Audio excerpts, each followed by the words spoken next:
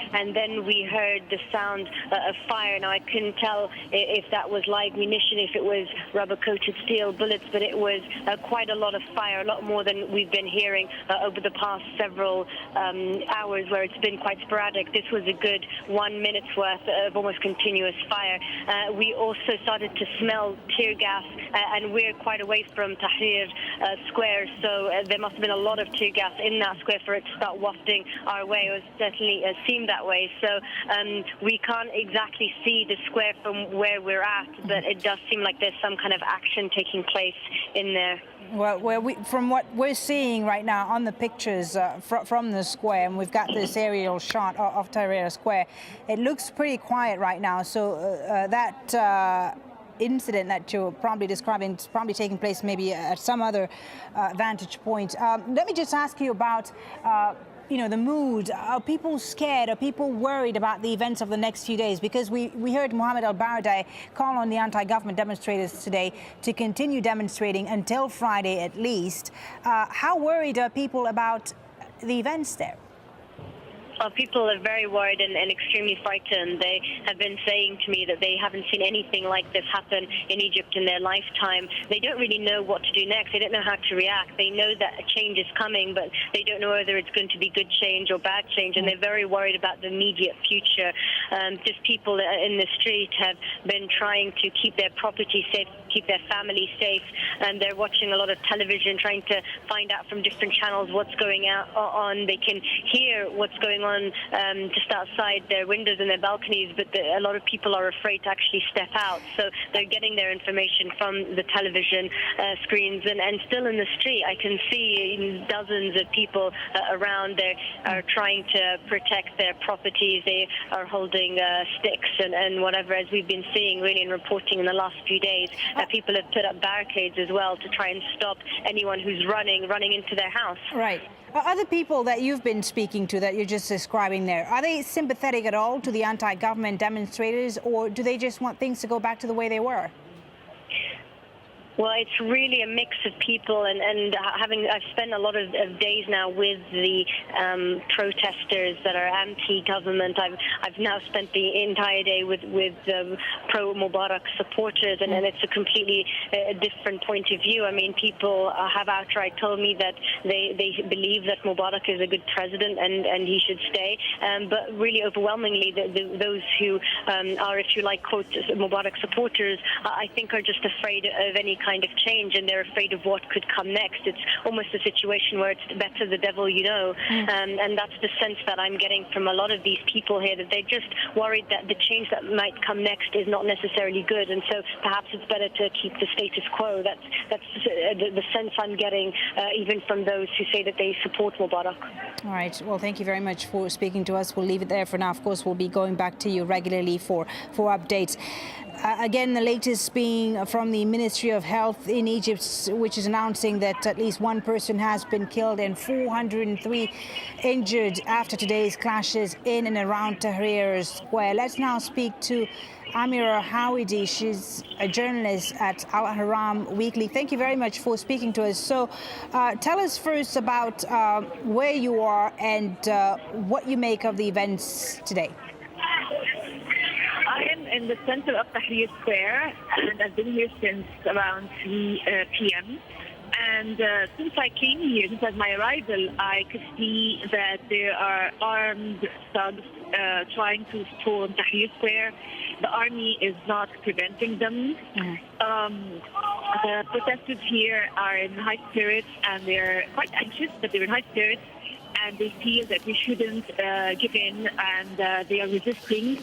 And several times I saw them counterattack the thugs as they try to storm in and basically get into Tahrir Square. This has been going on for hours and hours and hours, basically battles of that sort. People here are defending themselves. The thing is, I'm here, and I've been getting phone calls from friends and family telling me that Egyptian TV is basically terrorizing the Egyptian population regarding what's happening here.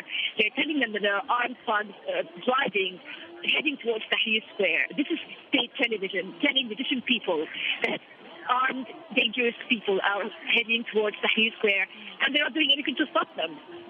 We are indeed hearing that statement from state TV, basically warning people to evacuate the square. But from what you're telling me, the people there are staying put, right?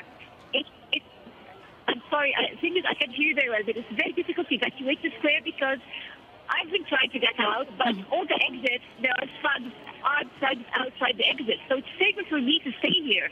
I don't want to risk my life and go out and risk my life, and there are those thugs armed with swords and knives, and I don't know, they're drugged or something. So you say it's safer. It's safer now. To leave. Sorry to interrupt you, Amira, but you say it's safer to stay in the square now. But from the pictures we're seeing, it seems that a lot of people have been able to leave, in fact. There have been some people leaving, but it's a risk. I mean, if I do leave, it would be a risk. I'm walking on my own, knowing that there are hundreds of thugs waiting outside for anything, for anybody to exit. I don't know what they'll do to me, so I can't leave. But what about... If the state TV wants to protect the people here, it should stand police forces to take away the thugs, not to terrorize people and tell them that there are thugs. They basically want to end the protest. Aren't you concerned, though, Amira, aren't you concerned that the people who are outside, the people you describe as thugs, could make it into the square? Sorry, can you repeat the question? I'm just asking if you're not concerned that the people who are outside, the people that you just described as being thugs, couldn't make it into the square eventually. No, they couldn't get in. They can't make it into the square. What's preventing them from entering the square? Because there are thousands of protesters here in Tahrir, and they're resisting them. The thugs have knives and they have Molotovs, whereas the protesters have stones and rocks and they throw them, and they outnumber them. The thugs are not that many. They haven't outnumbered us yet. Okay, thank you very much, Amira, for speaking to us. That was a journalist there in Tahrir Square telling us about the situation there, that there are still many people inside the square. And in her case, she was telling us that she feels more safe inside the square than leaving it because she doesn't know what will happen to her if she decides to leave, because there are so many thugs, that's what she described them as, waiting outside the square. Well, the international community has been watching these chaotic scenes in Cairo very closely, and reaction has been pouring in, of course. The UN Secretary General Ban Ki-moon has made a statement after a meeting with the British Prime Minister David Cameron. Here's what he had to say. I'm deeply concerned at the continuing violence in Egypt. I once again urge restraint to all the sides. And this is very much unacceptable situation is happening. Any attack against the peaceful demonstrators is unacceptable, and I strongly condemn it. If it turns out that the regime in any way has been sponsoring or tolerating this violence, that would be completely and utterly unacceptable. These are despicable scenes that we're seeing, and they should not be repeated.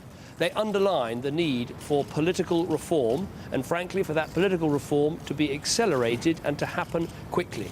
We need to see a clear roadmap for that political reform so that people in Egypt can have confidence that their aspirations for a more democratic future with greater rights is met. And that change needs to start happening now, and the violence needs to stop. And a well-known blogger in China has been speaking to Al Jazeera. Ping Qi is the co-founder of the podcast antiwave.net. He says Chinese people are also watching events unfold in Egypt. What's happening in Egypt is incredibly important to China. I hope the events there will convince our leaders here that they must be more open and democratic. Egypt is an example of what happens when you are autocratic. Egypt is a country that has enjoyed 30 years of stability. Who knew that revolt would happen? And I hope that more Chinese examine the context with the help of Al Jazeera and others, and history behind what is happening. Egypt and China have had good diplomatic relations, but most Chinese don't understand Egypt, why this could possibly happen. How did the people become so unhappy? So I think it would be incredibly important to examine Egypt. Again, live pictures of Tahrir Square there. The Egyptian army has issued a statement asking people to evacuate the square because of armed intruders who could cause violence. Let's speak to Salma El Tarzi, a pro-democracy activist, and she says Mubarak activists are throwing Molotov cocktails at the democracy demonstrators. Hello? Salma, can you hear me? Yes. Yes. So what are you hearing from where you are? Do you fear for your life there? It's beyond being scared for our lives.